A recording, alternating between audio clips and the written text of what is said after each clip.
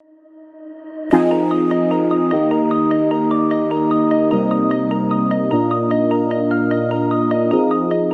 important to you during difficult transitions? What are the things that bring you together, make you feel whole, make you feel as if that whole person, like I talked about, the physical, the mental, the spiritual, and the social?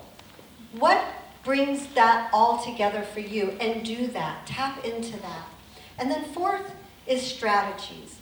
What are the strategies that you have available to you that you can use, and what works? Now, some people have strategies that may not be helpful anymore or may not be healthy. We have something in the US, which I don't know if you have here, but we have this thing called TV binge watching. Do you know about this phenomenon? Maybe you don't, because we tend to be a lot more productive in this region of the world. But in America, people will awareness. Here's another tip, and this is going to sound so rudimentary to most of you, but continue to do and live the life as you want it. Do what makes you happy. Do you know the World Health Organization, in their recommendations around dementia prevention, is about leading a pleasant life? I worked with a woman who was caring for her father. She was in her 50s, not far from my age, and her father was in his late 80s. And she had this view of her dad's life. He was moving across the country to be closer to her, and she thought her dad should live in a retirement community where he could play games and he could be involved in activities. And when he got to her city, he said, "Oh no, I've rented, like, you know what an RV is? Like a trailer home on wheels, basically. I've rented a motorhome and I am traveling across the country. I want to see places I've never seen." She had a whole different view of what aging should be for her 86-year-old father than he did. He was doing what he wanted. And if she had kept him from that, or if he hadn't been able to do that, he may not have actually been as happy as he could be. So do what makes you happy. If you've never liked certain activities, just because you're getting older doesn't mean you should do that thing. Do what's always made you happy. Also, slowing down. This is my hometown. It's a place called Buena Vista, which in Spanish means good view. This is outside my mother's home, just taken last week. We're still getting snow. And for me, slowing down is being close to nature. I have to be close to nature in order to feel connected. Everybody has their own way of doing that. And it's hard because we are such busy, productive people. I get that. And also, it's even just as equally important to take a break and slow down. When we slow down, we allow our bodies and our minds and our spirituality to connect and to heal. When we are constantly going and with a barrage of information that's always coming in, it's not exactly the healthiest thing for us, even though we feel very productive in doing it. There's a famous author, T.S. Eliot, who said, "Wasted time is not time wasted." That's a concept that is so hard to grasp, isn't it? Wasting time is not time wasted. Doing nothing is actually quite important. And it's a hard strategy for us to learn. The other thing I want to say is that as a species, we evolved because we care for each other. I can't say enough about how much joy it brings for all of us to care for each other, to care for our family members, our friends, our community. And yet, we often don't turn the care inward.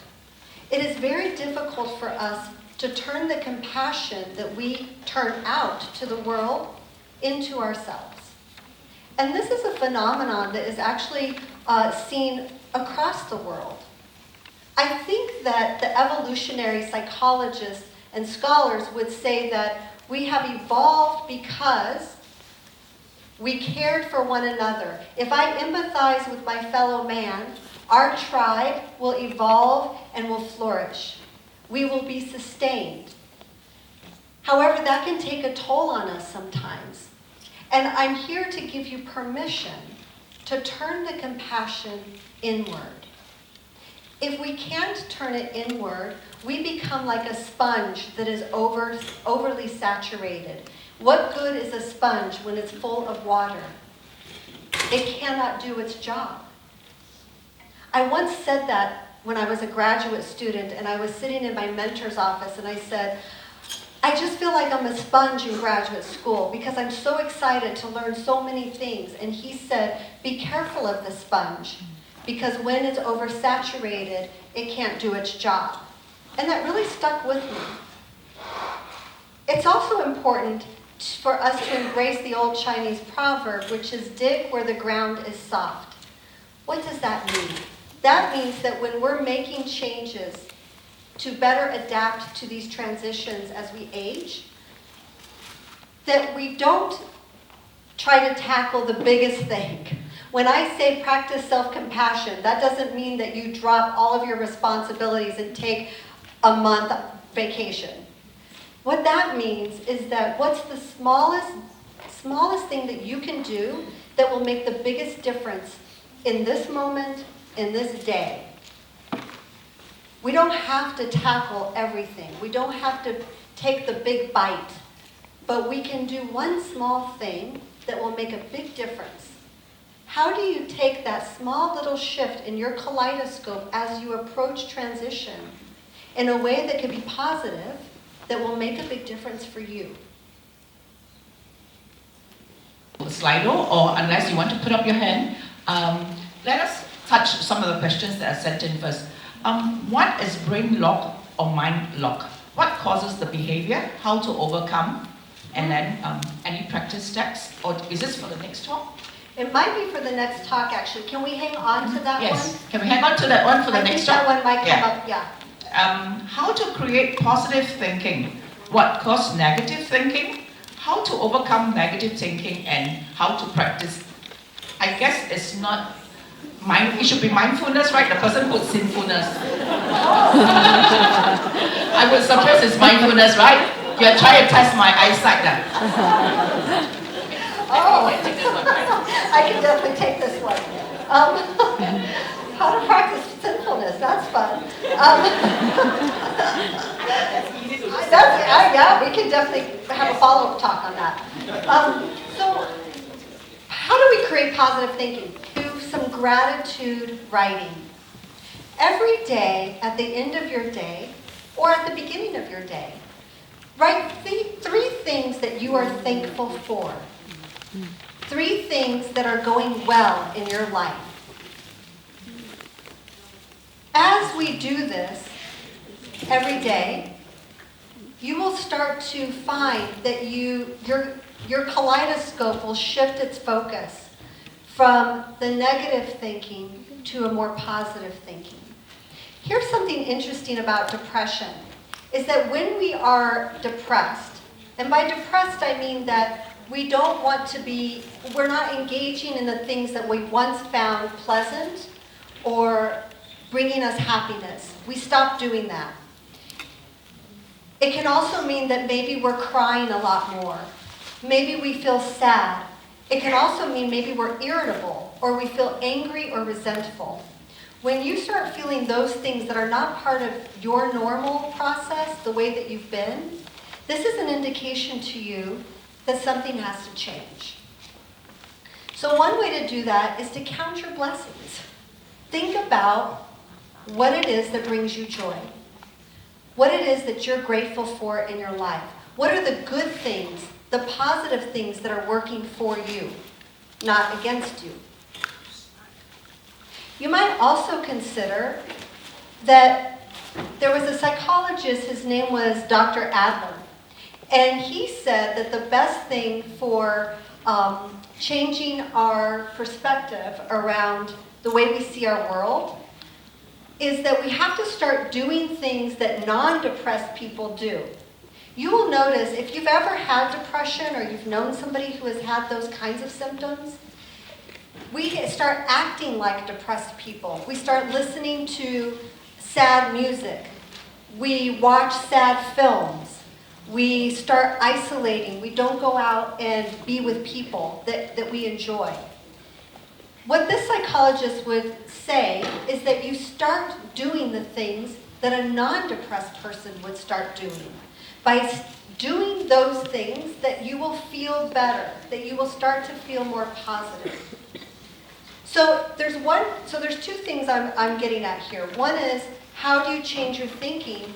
But in order to change your thinking, you must also change your behavior. Let me talk about, I think we missed a couple of... I thought we only have writer's block, right? Yeah, I'm trying to think about, the person who wrote that question, would you be willing to expand on that? What a mental block means? A sudden mental block? If you want to put up your hand, I can bring the mic to you. If you're willing. Okay. Oh, great. It's close. There are times when you walk in the room and you suddenly, Oh. what am I here for? Okay. I try to recall, no, what happened? Where's my brain? That's right. Yeah. Okay. That's the mental block. That's right. So, sudden mental block. Can we hang on to the next one as well? I think we're going to talk more about that because that happens to a lot of us. There's also another thing that happens. It's called tip of the tongue. Have you heard this before? Right? This is a phenomenon that's actually studied at my university about what happens when you know the word, you can see it, but you can't get it out. It's a phenomenon that happens to many of us. It's not indicative of a dementia until it becomes more frequent and it becomes across other things that you're doing. So forgetting our keys or it just happened to me recently. I walked into my room and I thought, as I was packing for this trip, I could not remember what I went in there for. And so I try to go back and say, okay, I was in the living room and then I thought about something, I came in here, there must have been a purpose, it'll come to me. We'll talk about some of those strategies that can help with that. So let's hang on to that too. And then we have meditation. Is it mediation or meditation or meditation? I think it's meditation. Right? Meditation, right? The person. Sorry about it, but it's funny. So our eyes are still okay. Okay. Yeah. So, actually, let me address two. Meditation and medication, because I think that both might be applying here. So meditation, very important. When we think about mindfulness and awareness of ourself in terms of our own mood and how we cope, meditation is very important. And meditation looks different for a lot of people. It can be prayer. It can be silent walking. It can be sitting in nature. It is about calming our mind and letting our mind be clear without judging. How many of you try to sit, and the thoughts are just coming in so rapidly, right? It's just, our minds are so busy at work. And usually what's happening is that as the thought is coming, we are also judging that thought. So one thing that you can do, I'm just going to give you a little exercise in meditation or in mindfulness. It's really about mindfulness. This is called a 5, 4, 3, 2, 1. Okay, you ready? Anybody know this already? I know my colleague in the front will know it. Okay, it's called 5, 4, 3, 2, 1. What you do is these are things that you can hear, see, and touch. So you start out, you're sitting by yourself and you say, what are 5 things that I can hear? So if we were to do this right now, I hear somebody cough. I hear somebody walking. I hear a phone.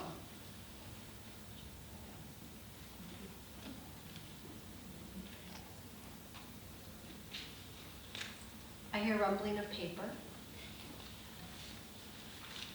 I hear a cup planted nicely. Thank you. Then you say 5 things I feel. And when I say feel, it's the things that you feel on your body, touching.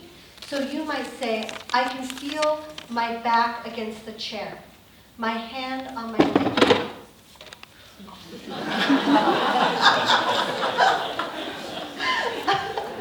got a good audience. Yes.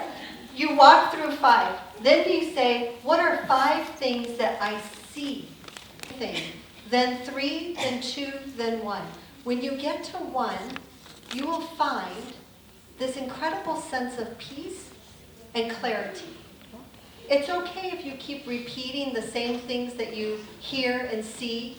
The idea is that you don't become perfect in it and you don't judge it. For example, if I said, I see a yellow chair, and then I went, oh, I just love the color yellow. That reminds me of my mom's favorite dress. All of a sudden, my mind is going, right? All of a sudden, I'm judging it. Or I may say, I cannot stand the color yellow. That reminds me of sunflowers, and I don't like sunflowers. I have changed my perception, and I've changed my mood all of a sudden. Do you see what I'm saying? This is a very nice task that you can all do, and nobody knows you're doing it. That's the thing. I have sat in meetings, meetings. I've sat in meetings where I've done this task in order to get some calmness.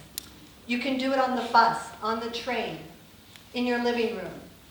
Those are all things that you can do. Now let's talk about medication. Medication is helpful, especially with, it can be helpful in lots of things. So I want to talk about mood first. So with depression, medication can be helpful. Here's what I know as a psychologist, but I'm not a physician, is that as we age, our bodies metabolize medication differently, and the medication works differently in our aging organs. So what you took 20 years ago is that your body is going to deal with that 30 years later differently. Medication should be handled with the most conservative way at the older we get. Less is more is what people say, and when you take medication, you should go low in dosage and slow as you increase frequency or dosage of medication. Medication can be very helpful for people with depression, for example. However, it shouldn't be used in most cases long term. It helps get a person maybe kind of up a little bit while they make some changes, and it's better to not be on it for the long haul. Now, when you talk about medication and dementia, because that's often on people's minds, and again, I'm not a physician, but there are different sides of that coin among physicians and scholars about whether or not medication can be helpful. Medication for some people can be helpful in slowing down the progression of a dementia process. But it's not for everybody, and just like any medication, it also has side effects. So you should always consult with your doctor before taking any kind of medication. There's a lot of supplements out there too. You've seen them? People claiming that things are going to help or reverse cognitive impairment. Those have not been found to be quite as helpful. And so you want to do your research. You want to make sure that your physician is having a discussion with you on that.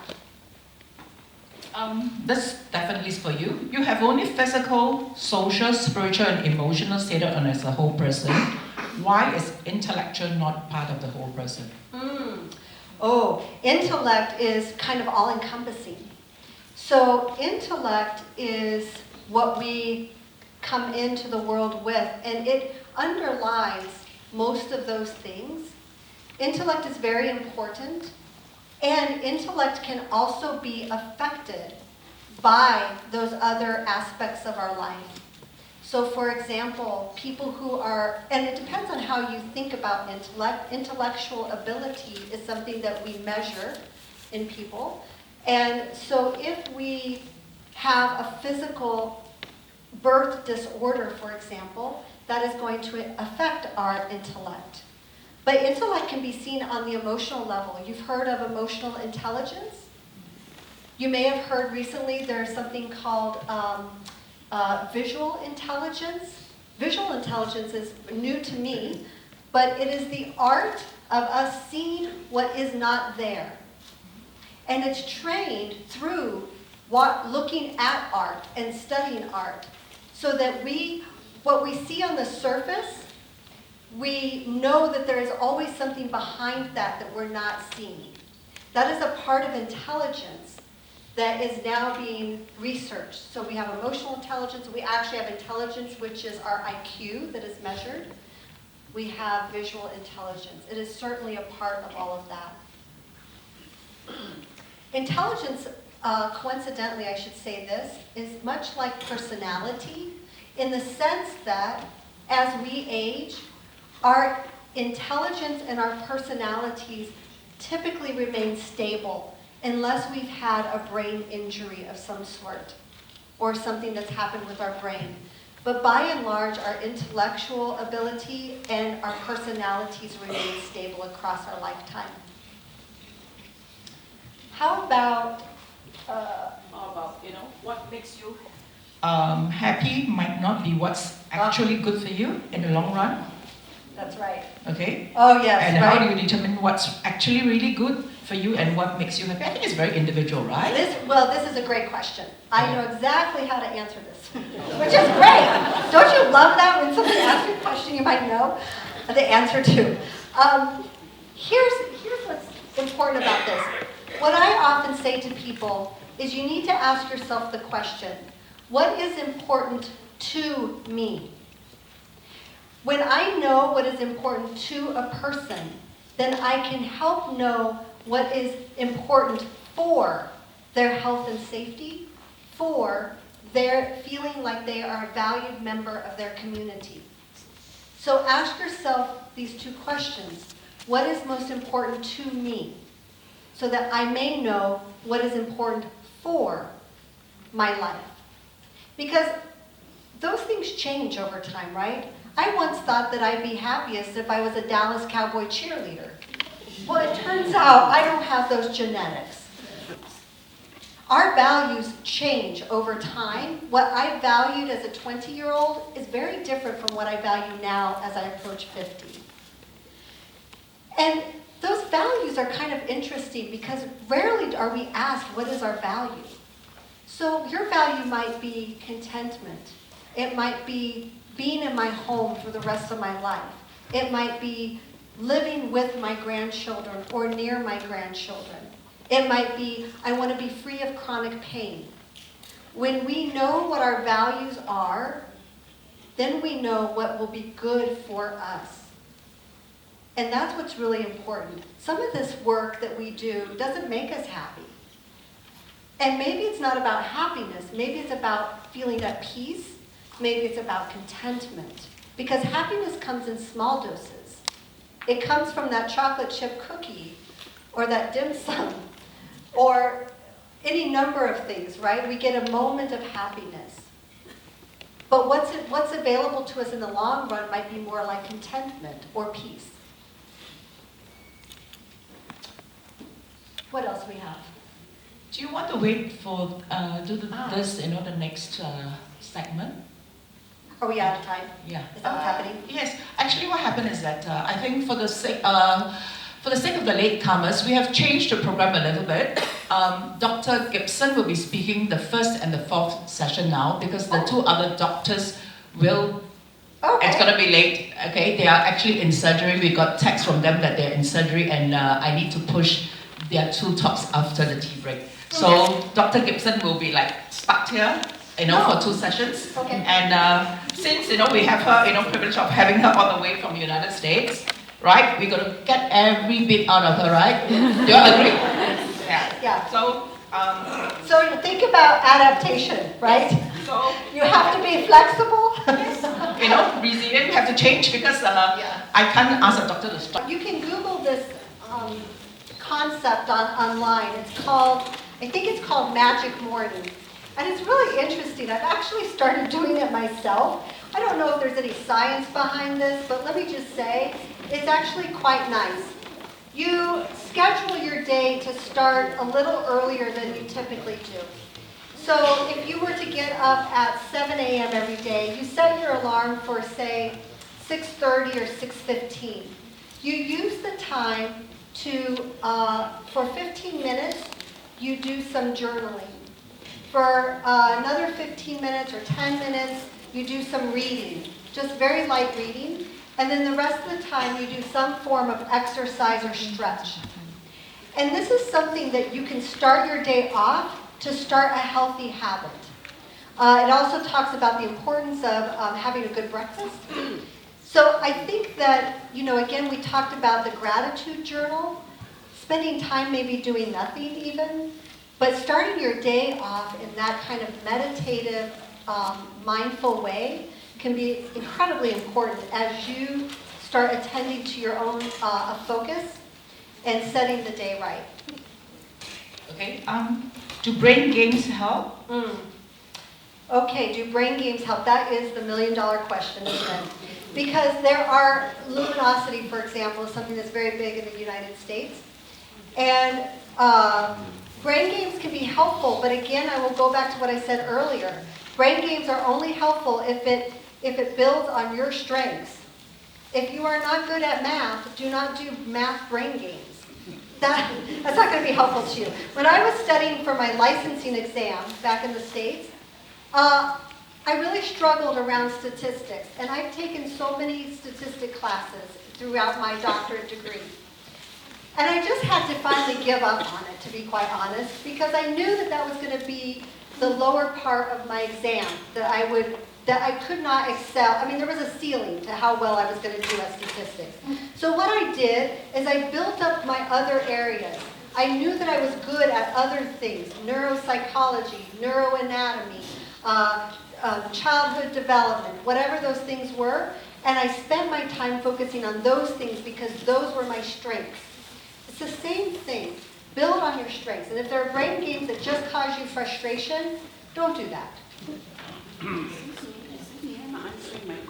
Yes, we're coming to it, not to worry. Okay. The spiritual part. I think you've already gone spiritual part. Which one is it? The spiritual part of a whole person? Oh, what about atheists? Well, very good question. Spirituality means a lot to a lot of people. So if we have atheists in the room or agnostics, any variation, it is what is important to you.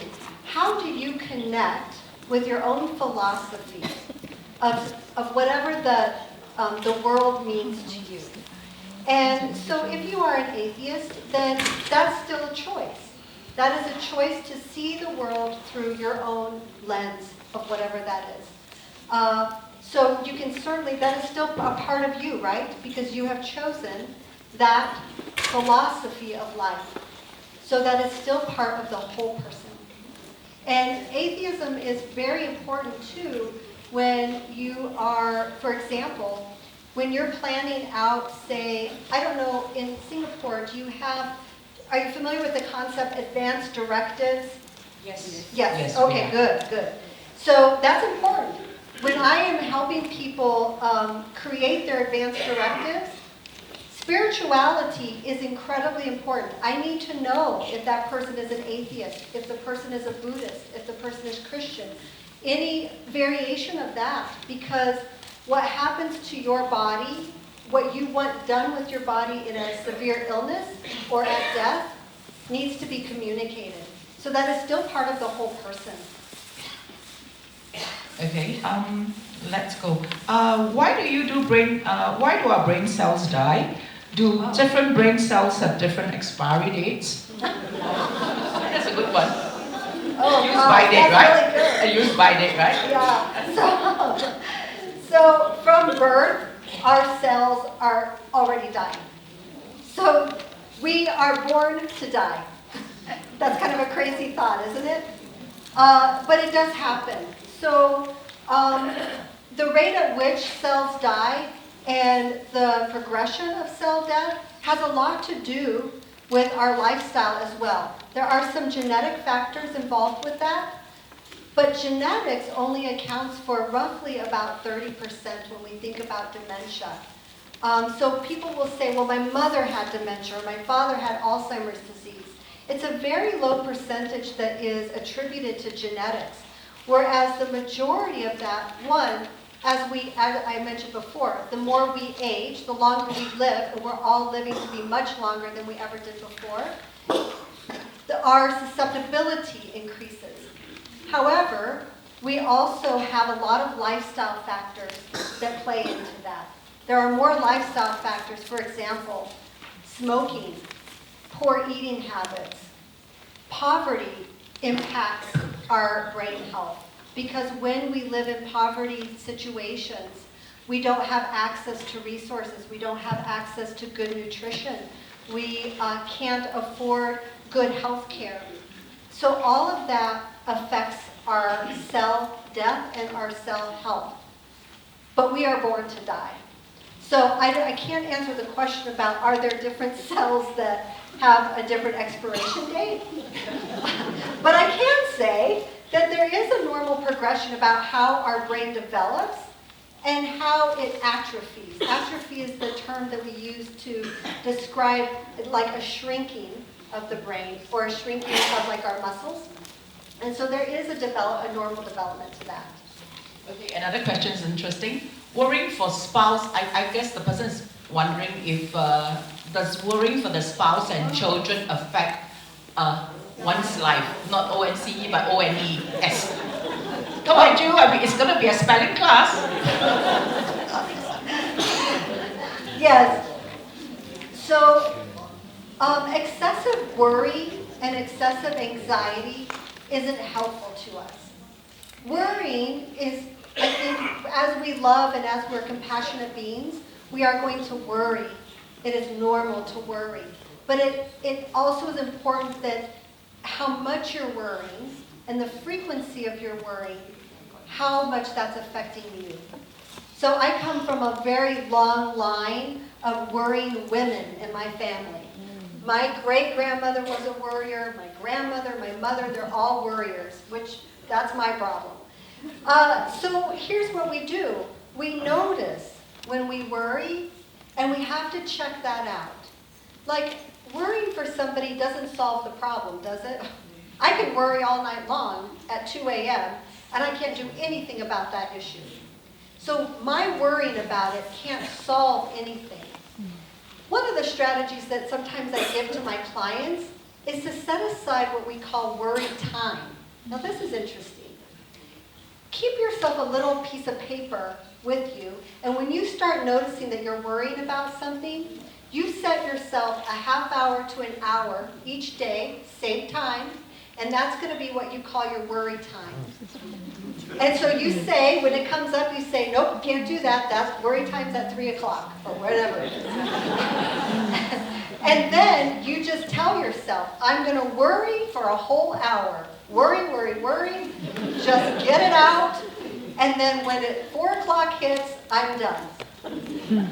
I'll tell you, it really works. People come back and say, God, I feel so much better. I just got all the worrying out, and now I don't have to do it all day long. We have to contain it somehow. We have to set it into a container and say, this is the time. I had a very good friend who was dying of cancer, who is now not with us anymore, but her name was Reba. And when she was dying, I said to her, Reba, how are you feeling? She says, I feel very sad. I feel grief-stricken over my own, impending death. And I said, so what are you doing about it? And she says, well, I've told myself, I'm going to give myself 3 days. I'm going to cry, I'm going to feel sorry for myself, and by Friday at 5 o'clock, I'm done. And I said, well, done totally? Well, no, but done for this round. She made parameters, given a time limit. If we worry, we spin out of control, and that is not helpful to us, and it's not helpful to our brain. So yes, too much anxiety, too much worrying can be not helpful for you. Okay. Okay.